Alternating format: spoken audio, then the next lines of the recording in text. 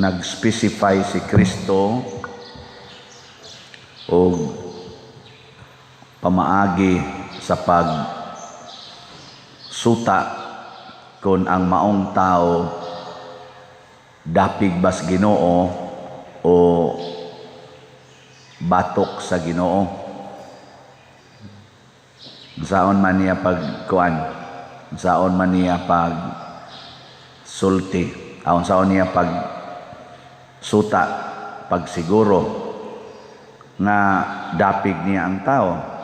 Ingon siya diri, way maggamit sa akong ngalan aron maghimog milagro nga makasultig dautan batok nako.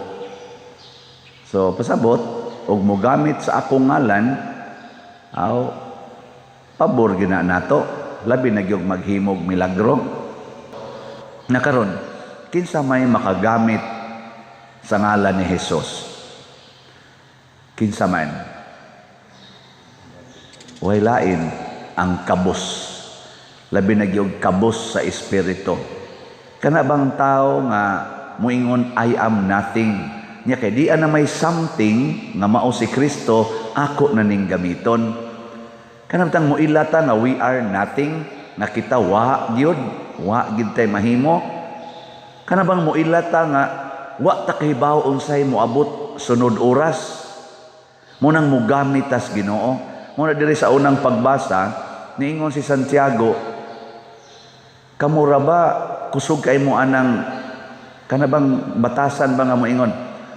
Sunod semana mo adto ta didto kay magnegosyo ta, nya mo standby ta didto og mga sa kabuan tingali, nya mo kita man tag mga tag 10,000 kada adlaw. So 30 days times 10,000, pila naman na? Kwinta ha? Oh, nya may mga unya 300,000. Unya kay mo kuanta dito, mo trabaho ko dito mga 10 months atos abroad. Nya mo na akong income kada buwan di after 10 months 300,000 times 10, pila na? Sus, makinahanglan jud ko mo abroad. Haron inig human sa napo kabuwan akong trabaho dito na nakoy 3 million, makapalit na tag sakyanan, makapausab taning atong balay. Amo na mo abroad dayon.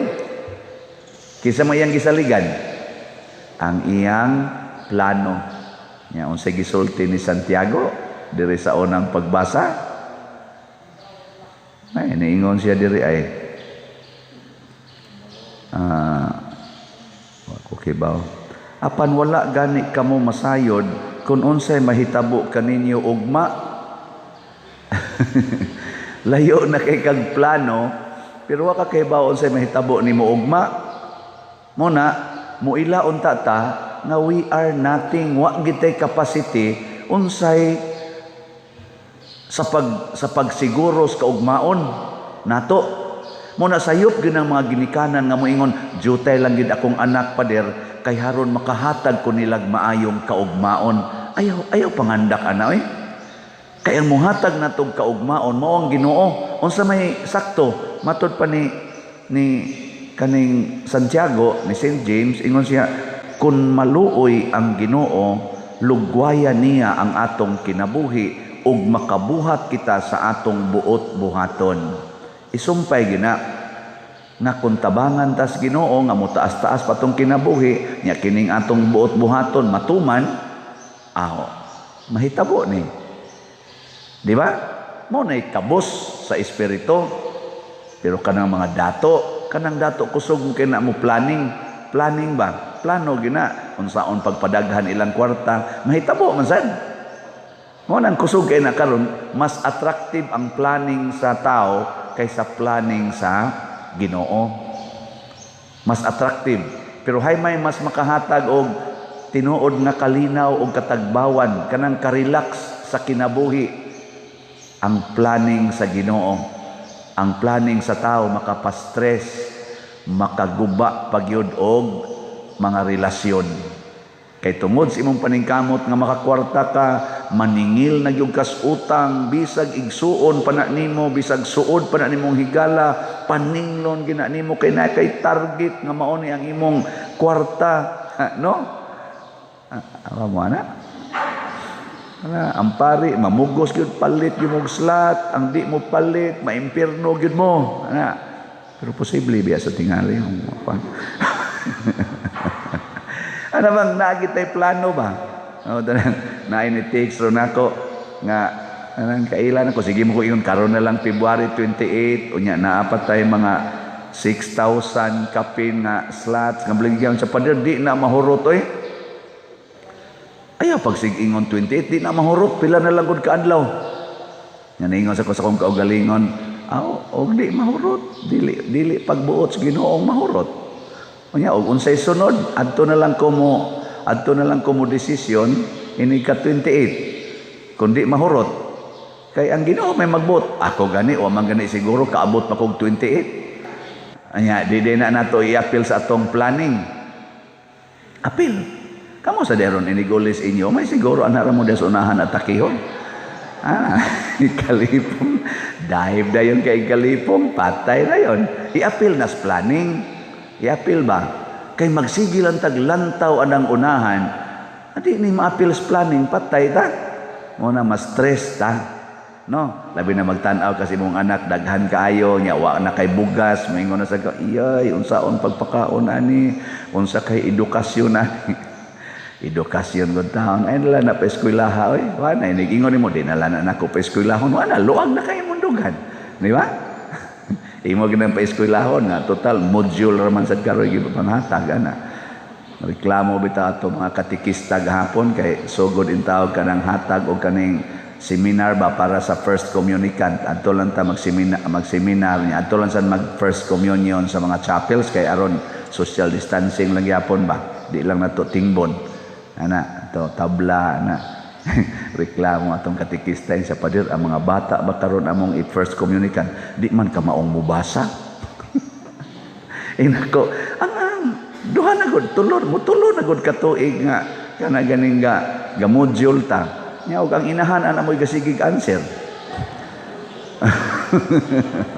Unsa man katog basa ana nga sugod na grade 1 pandemic na pag grade 1 nya grade 2 na pagyapoy pandemic grade 3 nya karon kay mao na may ilang ibasa karon kay mo first communicant adi gyud ka mao kay duha ka tuig kung inanswer sa inahan sa module nya wa sa tudlo is ginikanan nga unsaon pagbasa lahi man to maka-eskwela gyud kay tagsa-tagsaon tos maestra sige unsa ni ba sa dili la ni at least makoreksyonan kay ba yung tanaw la ana ako bitaw sa una grade 1 pa ko kada among maestra ako ngitong gitagad galisod din tawag lakaw kanang kuan na kay ba kanang wheelchair na ba akong maestra sa grade 1 kusog ito mo palayat nako nya kana bang anaon ka sa kuan ba kanang nabitang na card inana nya na marka mangga batong saging yan naga palayat ton nga ihiling ng batang layat-layat iniglayat nimo imong basahon pero di ka mo layat kung wa ka kabasa og sayop gani ka iniglayat mo hapakon man ka ako aksyon kog dagan tanak tiyo mada atras di madaglayat di mo ko kabasa so na nga dito batong ra gid ay simple kasi batong ana sus lisura labi na kanang in English na in English kanang people kanang mga inanda ba people usa man people sus people man di ay ana nauson lang so ana isikriam palita isikriam